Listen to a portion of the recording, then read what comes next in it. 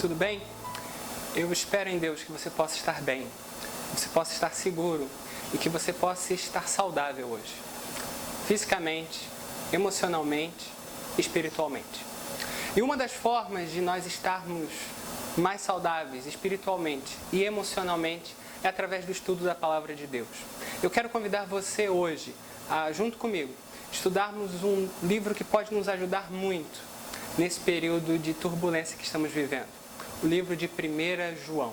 Convido você, a, se tiver uma Bíblia por perto, a abrir comigo. Nós vamos falar um pouco sobre este livro que nos ensina que em meio ao sofrimento e à tribulação, Deus nos mostra o seu grande amor por nós e nos convida a expressarmos esse amor através da obediência e através do amor ao próximo. O livro de 1 João nos mostra o grande amor de Deus por nós e nos convida a respondermos a esse amor através de uma vida de obediência e de uma vida de amor ao próximo. Por isso, quero convidar você, se você tiver uma Bíblia por perto, no seu celular, que você abra, que você acesse. Vamos pensar um pouco sobre este que é um dos belíssimos livros que a Palavra de Deus nos dá. A primeira questão que a gente precisa pensar é: quem é o autor? A maior parte dos escritores, dos estudiosos da Bíblia vão afirmar que foi o apóstolo João o autor das cartas. João, apóstolo, discípulo amado de Cristo, escreveu não apenas as 3 cartas, mas também o Evangelho de João e o Apocalipse de João. De fato, no texto bíblico ele mostra isso. Em 1 João, capítulo 1, do verso 1 ao verso 4, ele nos mostra que ele conheceu a Cristo, que ele tocou, que ele viu, que ele experimentou da graça de Deus, do verbo vivo de Deus. Se você tiver a sua Bíblia aberta aí, eu vou ler 1 João, capítulo 1, do verso 1 ao 4. Diz assim: o que era desde o princípio, o que ouvimos, o que vimos com os nossos olhos, o que temos contemplado e as nossas mãos tocaram da palavra da vida. Porque a vida foi manifestada e nós a vimos, e testificamos dela. E vos anunciamos a vida eterna, que estava com o Pai e nos foi manifestada. Veja o verso 3. O que vimos e ouvimos, isso vos anunciamos, para que tenhais comunhão conosco. E a nossa comunhão é com o Pai e com o Filho Jesus Cristo. Estas coisas vos escrevemos, para que a vossa alegria seja completa. A carta de João, ela foi escrita provavelmente entre os anos de 85 e 90 depois de Cristo.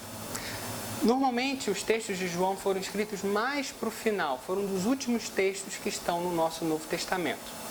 E João escreve provavelmente da cidade de Éfeso para os irmãos que estão nessa igreja, na igreja da região da Ásia Menor, onde hoje é a Turquia. E por que ele escreve a carta? Ele escreve porque havia naquele contexto, naquela cidade, ondas de heresia que estavam afetando a igreja. O que é uma heresia? É quando alguém distorce a palavra de Deus, distorce as verdades do Evangelho, de tal forma que isso torna a palavra de Deus prejudicada. Isso, de alguma maneira, faz com que os crentes não consigam experimentar a verdadeira beleza do Evangelho. E era exatamente isso que estava acontecendo naquela igreja. Segundo os escritores e estudiosos, essa heresia que estava acontecendo na cidade de Éfeso era chamada de gnosticismo. A ideia de que o espírito, a alma eram coisas boas, mas o corpo era uma coisa ruim. De tal maneira que Jesus não teria vindo em carne, ou seja, Jesus não teria se tornado um ser humano. Qual o problema disso? Se Jesus não foi um ser humano de verdade, nós não podemos ser salvos. Porque a Bíblia vai dizer que Jesus era completamente divino e completamente humano. Porque um homem precisava pagar o preço do nosso pecado. E precisava ser alguém sem pecado. Então a implicação daquela heresia na vida daquela igreja gerava muita dificuldade, muita confusão na vida dos crentes daquela igreja. Então João provavelmente escreveu o texto com esse objetivo principal. Mas não apenas esse. O texto de 1 João foi escrito com o objetivo de aumentar a comunhão entre os crentes e fortalecê-los na fé. O texto que mostra isso é o texto de 1 João, capítulo 5, verso de número 13. O texto diz assim: Estas coisas vos escrevi, para que saibais que tendes a vida eterna e para que creiam no nome do Filho de Deus.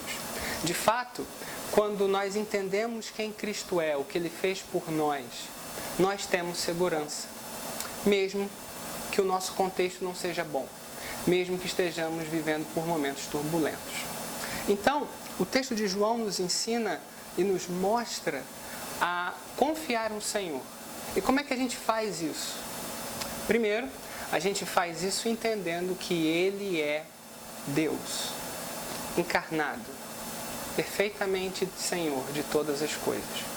Esse é um ponto que nós não podemos deixar para lá. Jesus Cristo é totalmente Deus, Ele tem poder sobre todas as coisas. Não há nada que impeça o nome de Cristo. Não há nada que impeça o poder do Senhor. E nós precisamos lembrar disso, assim como os crentes daquela igreja precisavam lembrar disso também. A segunda verdade que o texto nos mostra é que Deus é luz e nele não há trevas. Isso está escrito em 1 João 1,5. 1 João 1,5 diz: Essa é a mensagem que dele ouvimos e vós anunciamos, que Deus é luz e não há nele treva nenhuma. Por que isso é importante? Porque todos nós temos dificuldades nas nossas vidas com coisas que são meio nebulosas. E a luz de Cristo nos revela que precisamos mudar. Isso aconteceu com os crentes naquela região e isso acontece conosco hoje. Deus nos convida a entregarmos os nossos pecados, a confessarmos os nossos pecados e recebermos o perdão de Deus. A Bíblia diz isso em 1 João 1,9. Se confessarmos os nossos pecados, Ele é fiel e justo para nos purificar de toda injustiça. O texto prossegue. Capítulo 1, falando da excelência de Cristo e falando que nós devemos confessar os nossos pecados e as nossas lutas. Depois começamos o capítulo 2. O capítulo 2 nos alerta que devemos tomar cuidado com as falsas pregações do Evangelho. Devemos tomar cuidado com mensagens que, de alguma maneira, diminuam o sacrifício de Cristo. Que, de alguma maneira, não valorizem e não apresentem Cristo como Senhor e Salvador, único e suficiente. E Ele nos chama a um alerta para que nós não nos deixemos levar pela corrente do mundo. Porque, se nós entendermos o amor de Deus, a nossa vida precisa manifestar esse amor. Como? Através de uma vida de obediência ao Senhor. De fato, a obediência ao Senhor, ela é um grande termômetro da nossa relação com Deus. É importante que você saiba, nós não somos salvos pelas obras, pelo que fazemos. Somos salvos pela graça de Deus, mediante a fé, no sacrifício de Cristo na cruz. Mas em resposta a esse amor de Cristo na cruz, em resposta à salvação, nós somos chamados a viver uma vida de obediência. Então, se você é um cristão e de alguma maneira você não tem vivido uma vida de obediência ao Senhor, é importante que você pense seriamente sobre o seu relacionamento com Deus. É isso que João vai falar em 1 João 2, a partir do verso de número 4. Veja o que está escrito. Aquele que diz, eu conheço ao Senhor, e não guarda os seus mandamentos, é mentiroso, e nele não está a verdade. Mas qualquer que guarda a sua palavra, o amor de Deus está nele verdadeiramente aperfeiçoado. Nisso, conhecemos o que estamos nele. Aquele que diz que está nele, também deve andar como ele andou. O texto continua e nos alerta que a forma de viver em Cristo deve ser ciente de que Ele é Senhor e que os mandamentos que Ele nos dá são para o nosso bem. Os mandamentos do Senhor não são um peso, não são um fardo. Na verdade, os mandamentos do Senhor são doces. O próprio autor de João vai falar isso mais à frente no capítulo 5. E aí ele nos alerta que devemos tomar cuidado para que a nossa forma de viver reflita essa vida com Deus. Onde isso está escrito? 1 João 2, a partir do verso de número 15. Não ameis o mundo, nem o que nele há. Se alguém ama o mundo, o amor do Pai não está nele. Porque tudo o que há no mundo, o desejo da carne, a concupiscência dos olhos e a soberba da vida não é do Pai, mas é do mundo. E o mundo passa, e os seus desejos. Mas aquele que faz a vontade de Deus permanece para sempre. Muitas vezes vamos caminhando na vida e vamos deixando que a forma de viver deste mundo vá nos dominando. De tal forma que nós acabamos por não refletir o amor de Deus na vida das outras pessoas, nos nossos relacionamentos e conosco mesmo. Então, o apóstolo João, ele nos ensina nessa carta a vivermos e caminharmos como filhos de Deus. E ele continua essa explicação no capítulo 3. Ele vai dizer, a partir do verso de número 1, Vede quão grande o amor nos tem concedido o Pai, que fôssemos chamados filho de Deus. Por isso, o mundo não nos conhece, porque não conhece a Ele, Deus. Amados, agora somos filhos de Deus e ainda não é manifestado o que havemos de ser. Mas sabemos que quando Ele se manifestar, seremos semelhantes a Ele, porque assim como é, o veremos. E qualquer que nele tenha essa esperança, purifica-se a si mesmo, como também Ele é puro.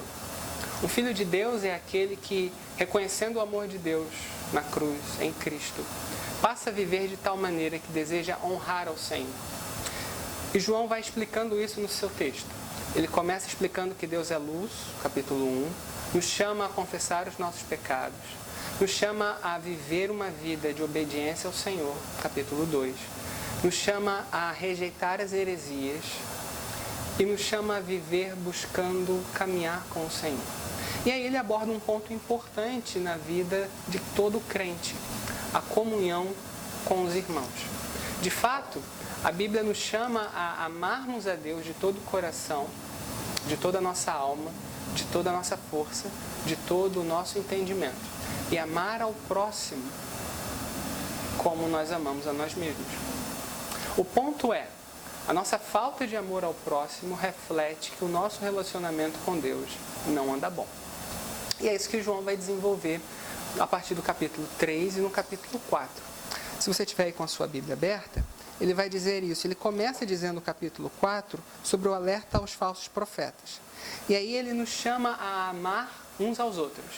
E a motivação do amor aos outros não é por nós mesmos. A motivação de amarmos uns aos outros não é para que ganhemos coisas boas dos outros ou que os outros gostem de nós. A motivação é o próprio amor de Deus derramado na cruz do Calvário por nós. É isso que diz 1 João 4, a partir do verso 7. Diz assim: Amados, amemo-nos uns aos outros porque o amor é de Deus. E qualquer que ama é nascido de Deus e conhece a Deus. Aquele que não ama não conhece a Deus, porque Deus é amor. Nisso se manifestou o amor de Deus para conosco, que Deus enviou seu Filho unigênito ao mundo para que por ele vivamos. Nisso está o amor. Não em que nós tenhamos amado a Deus, mas que Ele nos amou a nós e enviou seu Filho para propiciação, para pagamento pelos nossos pecados. Amados, se Deus assim nos amou, também nós devemos amar uns aos outros.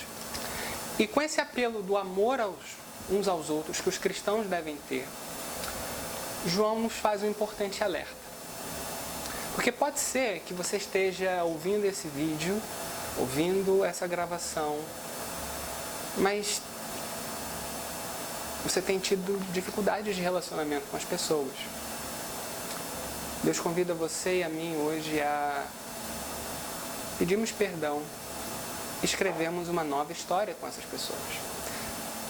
De fato, se nós não amamos os irmãos, isso é um reflexo de que o amor de Deus não está em nós.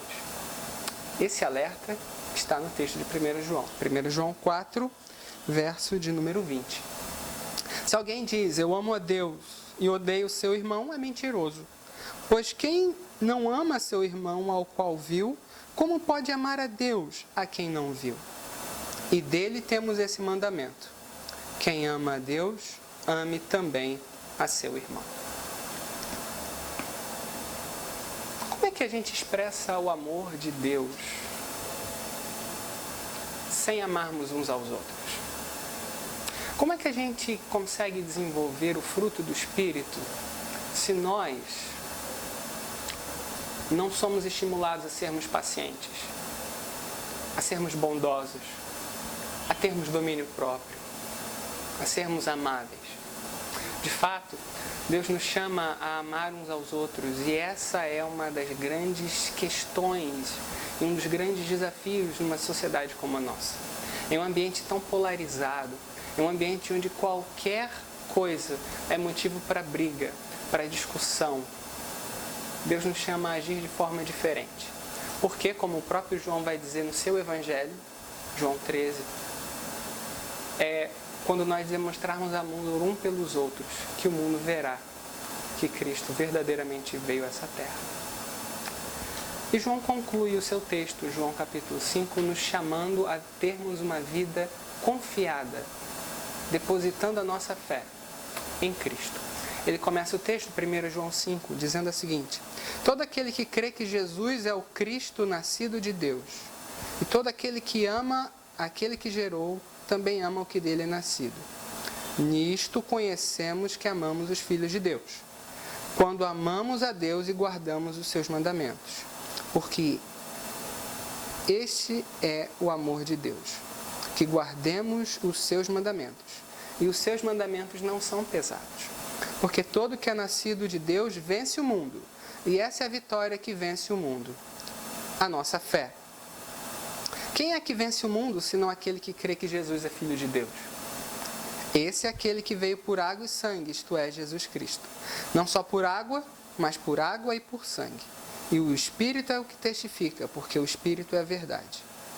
Verso 10 diz assim: quem crê no Filho de Deus, em si mesmo tem o testemunho. Quem a Deus não crê, mentiroso se faz, porque não creu no testemunho que Deus de seu Filho deu. E qual é o testemunho que Deus deu? Que Deus nos deu a vida eterna, e esta vida está em seu Filho, Jesus Cristo. Quem tem o Filho tem a vida. Quem não tem o Filho de Deus não tem a vida. E João escreve mais uma vez: estas coisas vos escrevi para que saibais que tendes a vida eterna, e para que creiam no nome do Filho de Deus. A nossa fé em Cristo se mostra através da nossa obediência, através do amor ao próximo, e ela se mostra através da certeza de que Cristo está conosco. E João termina o seu texto nos chamando a uma vida de oração, nos chamando a confiar em Deus em meio a quaisquer circunstâncias, sejam dos ensinos errados, seja das dificuldades de relacionamento, sejam em momentos desafiadores como o que estamos vivendo hoje. Deus nos convida a orar. Que lições práticas nós podemos tirar do livro de 1 João? Primeiro, Jesus é Deus, Jesus é Senhor, e Jesus se fez gente por amor a nós. O que isso importa para nós? Muita coisa. Hebreus 4, verso 14 a 15, vai nos lembrar que Ele conhece todas as nossas dores, conhece todas as nossas lutas. Ele sabe o que é sofrer, Ele sabe o que é passar necessidade, mas sem pecado.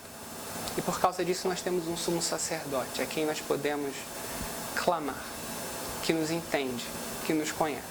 Então a primeira lição prática que o texto de 1 João nos ensina é: nós podemos confiar em Jesus, porque Ele é Salvador, Ele é Senhor, Ele é Deus, está vivo, ressuscitou dentre os mortos.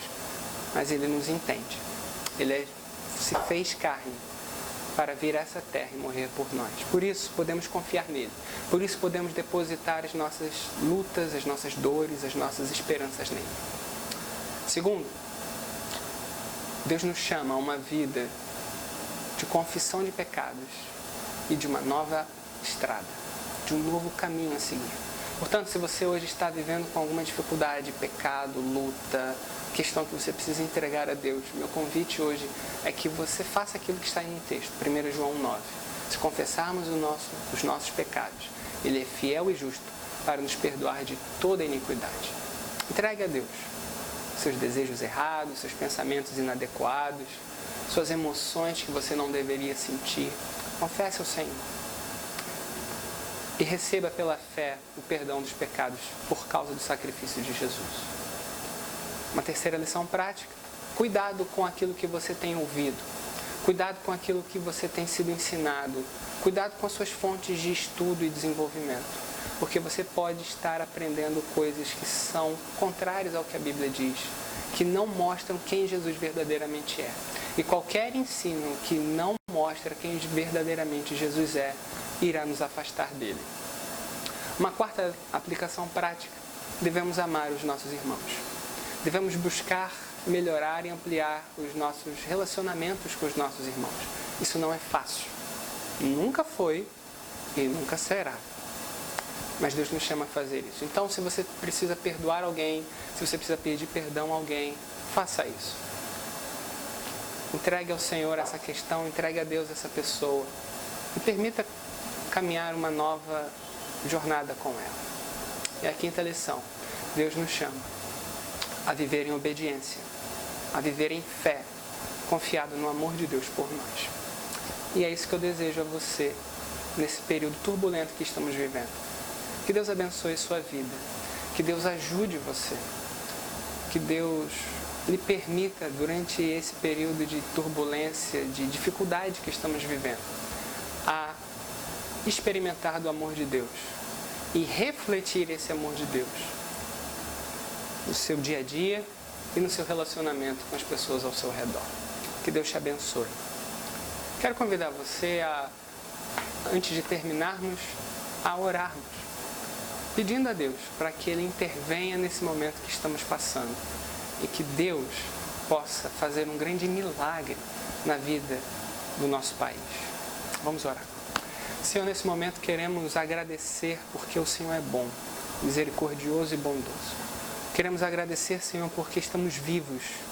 Queremos agradecer, Senhor, porque o Senhor tem sido misericordioso com cada um de nós. E pedimos, Senhor, clamamos o Teu milagre, a Tua atuação, o Teu poder, a Tua operação no nosso país. Pedimos, Senhor, que essa epidemia possa ser contida. Pedimos, Senhor, por todos aqueles que estão na frente da batalha, pelos médicos, pelos enfermeiros, pelos assistentes, pelas pessoas que trabalham nos hospitais, que trabalham nos governos, que trabalham, Senhor, em lojas, supermercados, farmácias, pessoas que precisam ir e vir nesse contexto de epidemia. Pedimos, Senhor, pelas autoridades, dê a elas sabedoria, dê a elas, Senhor, inteligência, dê a elas, Senhor, ideias para que elas possam tomar as melhores decisões. Pedimos, Senhor, por cada pessoa que está passando por essa doença, que o Senhor cure totalmente todos os casos. Pedimos, Senhor, pelos idosos, pedimos, Senhor, pelas pessoas com deficiência física, com doenças crônicas, pessoas que estão no grupo de risco, que o Senhor tenha misericórdia. Pedimos, Senhor, que ninguém possa ser contaminado com essa doença. Pedimos, Senhor, que o Senhor faça um grande milagre nesse país. E que depois de sairmos desse momento, desse vendaval que estamos passando, nós possamos sair mais confiantes no Senhor, sairmos mais próximos do Senhor, e que o nosso país possa experimentar uma grande mudança para a glória do Teu nome, para o louvor do Teu nome, para a salvação de vidas. Essa é a nossa oração no nome de Jesus. Amém. Deus abençoe você, meu irmão. Deus lhe guarde. Deus lhe fortaleça. Fique seguro, fique bem, fique saudável.